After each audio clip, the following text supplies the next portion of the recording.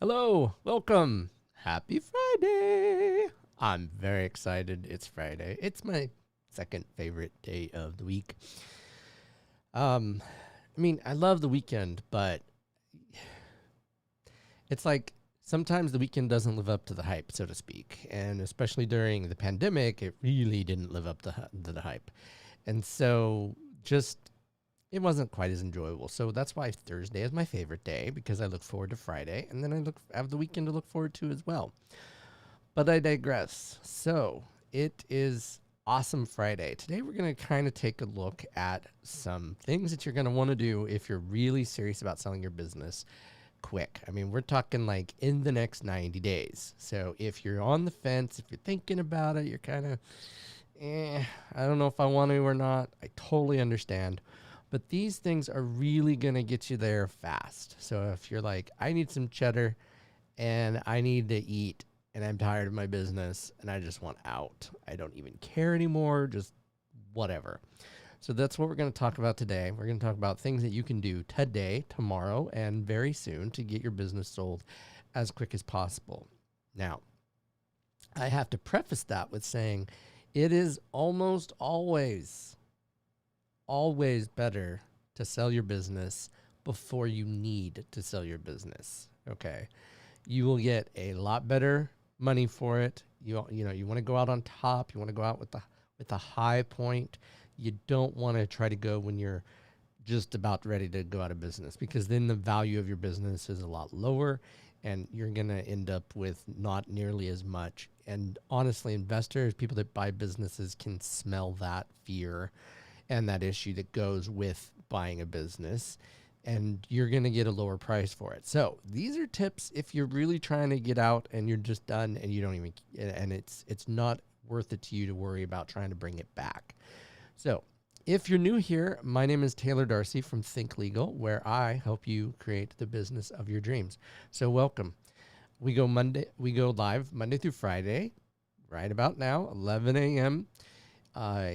Except for holidays. That's the only time we don't. So please come, show up live. I would love to talk with you and answer questions and just get to know you and get to know your business needs and see if there's something I can do to help you. So feel free to ask questions.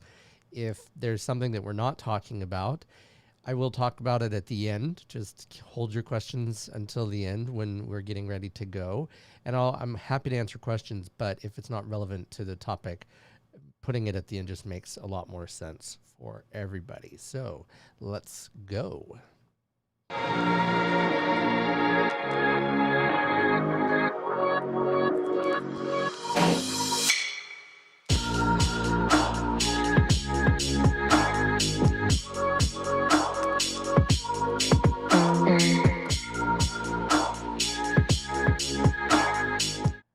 All right, welcome back.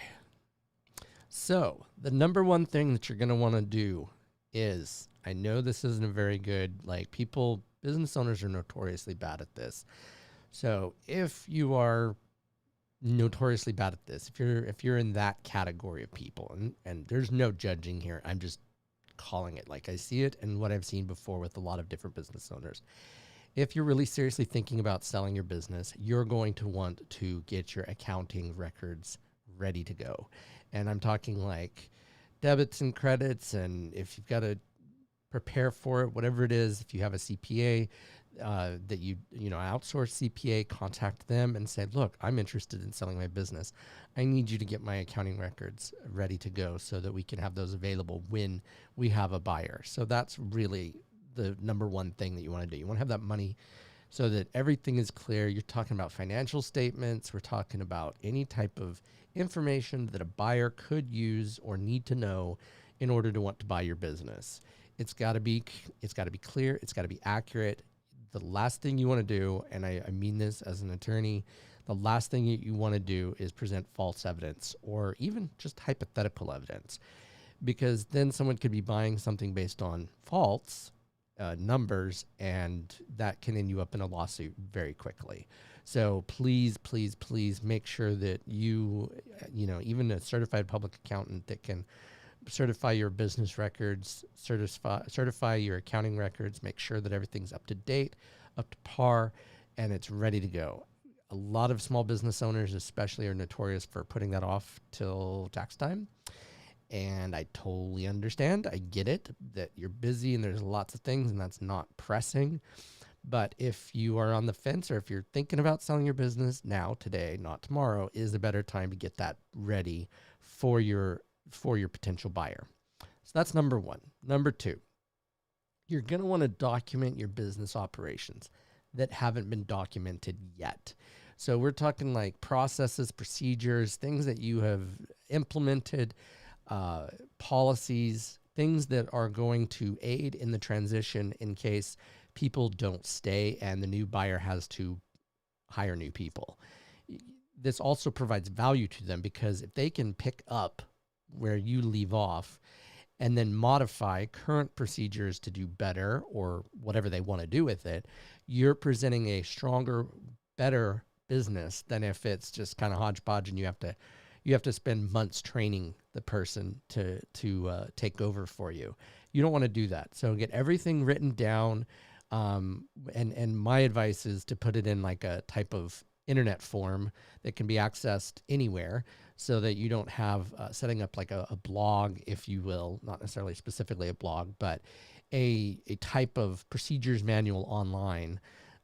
Like for instance, I'm developing it. I call it Thinkpedia or Think Legalpedia, that will be like procedures and processes for my business so that as I expand, people just come in and they can read through that and I don't have to keep telling them what to do. They can just read through that. And so I don't have to instruct them on things. It's already documented that way. So you want to do that really quickly here. Hopefully you've been doing that all along, but as I know, a lot of small businesses or businesses in general are more concerned about growth than they are about documenting procedures. But the last thing you want to do is have someone that needs to, and this will help you no matter what you do. You don't want people to leave and then you have to reinvent the wheel for them because they left and they took that knowledge with them.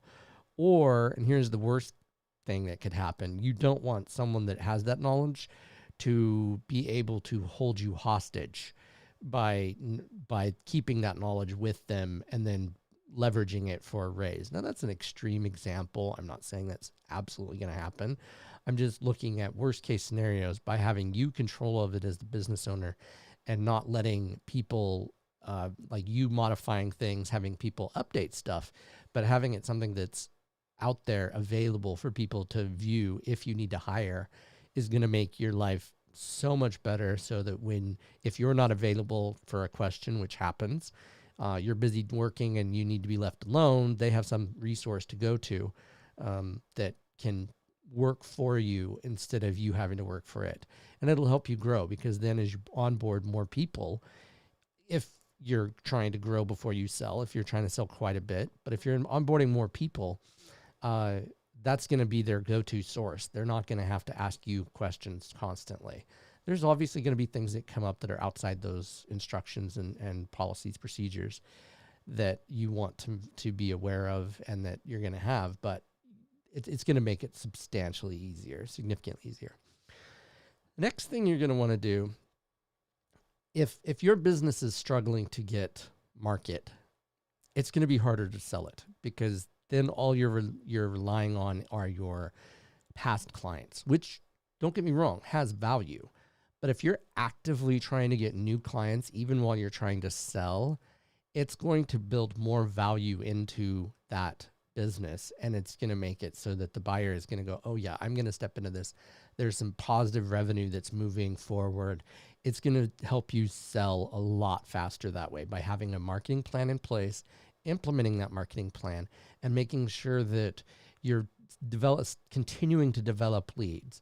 The worst thing you can do is have like short timer syndrome and just be like, just done and not put in that extra effort for that little while, for those extra few months that you need, because that will hurt you and your bottom line a lot. So I know it's hard. I get it. It's tough. You're struggling to keep going. You're exhausted, but now is not the time to quit. Now is the time to kind of double down, make sure that all of these things are in place because you want to get as much money as possible for your business.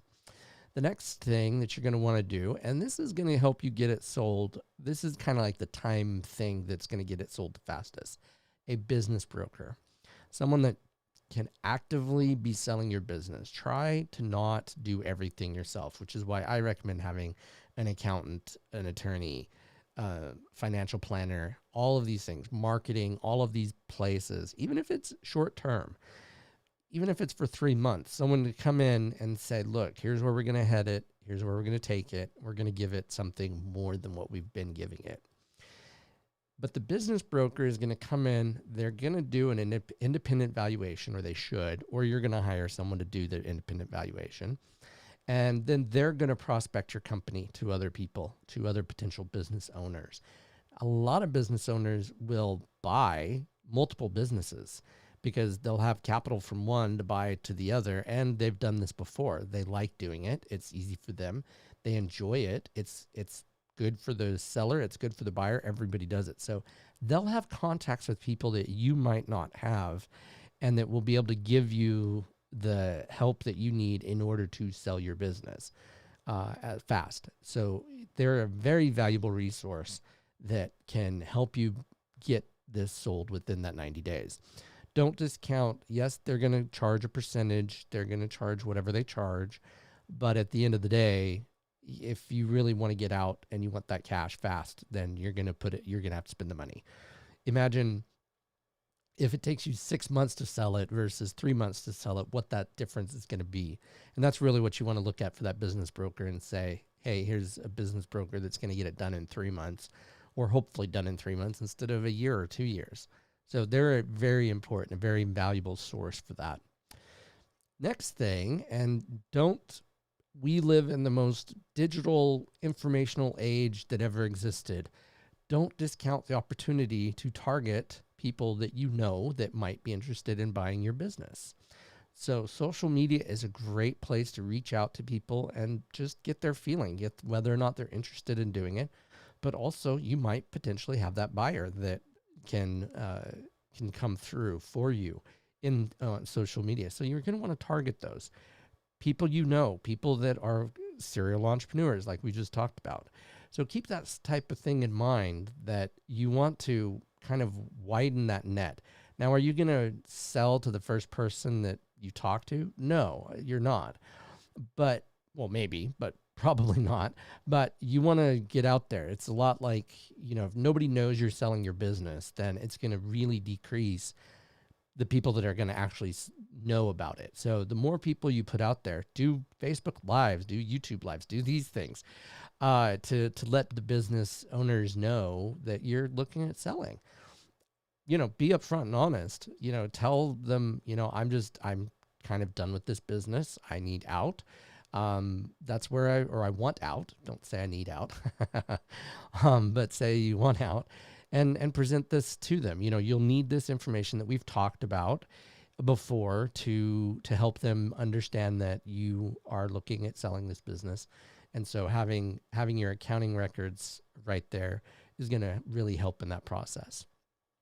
The next thing is you're going to want to plan for your due diligence. So due diligence is contracts in place, any legal entities, any legal disputes, anything that would cause an issue that you need to fully disclose to the buyer.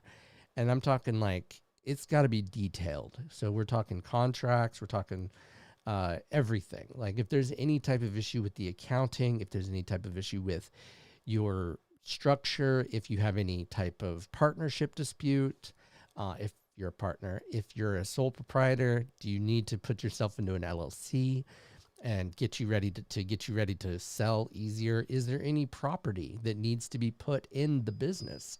You really want to avoid stuff that's out of the business because of the assets that are in there. In one of my previous episodes, but I think it's equally important, is that have you done your intellectual property work yet? Do you have your copyrights? Do you have your trademarks? Do you have any patents that are going to do it? These are all things that are going to make your business more likely to be sold in less time. If you haven't gotten started on these things, get started on them now. Yes, there's a cost to it, but at the end, you're building that value into the company so that when you go to sell it, that you've got it. Now, full disclosure, intellectual property takes time to get uh, done. It isn't something you can do within 90 days.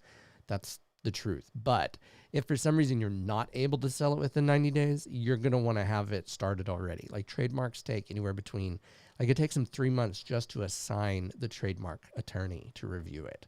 So you're looking at approximately 6 months before you can actually sell, till you can actually get your trademarks. So that's something that you're going to want to get done, start today, because if you get them when you're ready, you'll never get them. Like nobody is ever going to get them. So get your trademarks done, get your copyrights done. All of these things add value to that business. That business broker is going to go, yes, I love this person. It's going to be so much easier.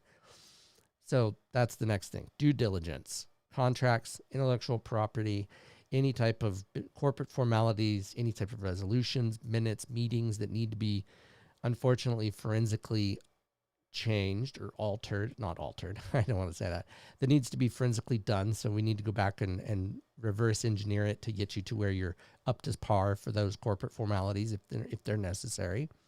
So that's your due diligence. The next thing is, and this is probably one of the most important parts of selling a business. Most acquisitions or just any type of buy-sell relationship, whenever you're changing ownership, the big thing that you're going to run into is the stakeholders aren't going to buy into it, that they like it the way that it's always been done, and they like their current owner or the current owner of the business, and they don't want new. They don't want something different. People hate change. Most people, not all.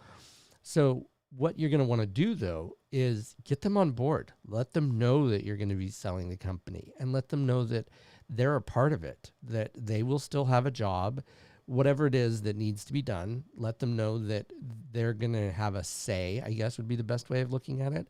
But ultimately, you have the final say as the owner of the business. By doing that, by getting them on board, you're going to keep them from leaving, which is one of the biggest assets of the business. It's huge how many people that this happens to. They'll buy a business and then all the talent leaves because the manager isn't a good fit or the new owner isn't a good fit. And then the new owner is pissed off because they didn't get what they thought they were getting, but it was because the seller didn't onboard the buyer correctly. So by doing this, what I'm talking about, onboarding and doing it, be around, be available, help them, make it almost like a partnership that, one of you is finishing and the other one's, starting. Because when you do that, you're going to create a better environment for your employees and even your vendors. If that's the case, if you have a close working relationship with other types of vendors, you're going to want them onboarded as well. Because at the end, the more consistent you make that business, the more likely you will have something positive to sell as opposed to just a bunch of assets, right? The last thing you want to do is have only assets with no talent and no way to operate the business, because then you're going to end up in a failure situation. If you've gotten value out of this video, don't forget to hit subscribe and hit that bell icon on YouTube, because we do go live, and that way you're notified of when we go live. We go live every Monday through Friday at 11 a.m. Please tune in. If you have any questions, please let me know. If you have any questions, please leave them in the comments below. I would love to talk with you. If you need to reach out to me, you can find me on thinklegal.law or thinklegalpc throughout the universe of social media. I'm pretty much everywhere. And I look forward to working with you soon and talk to you next week. Have a good one.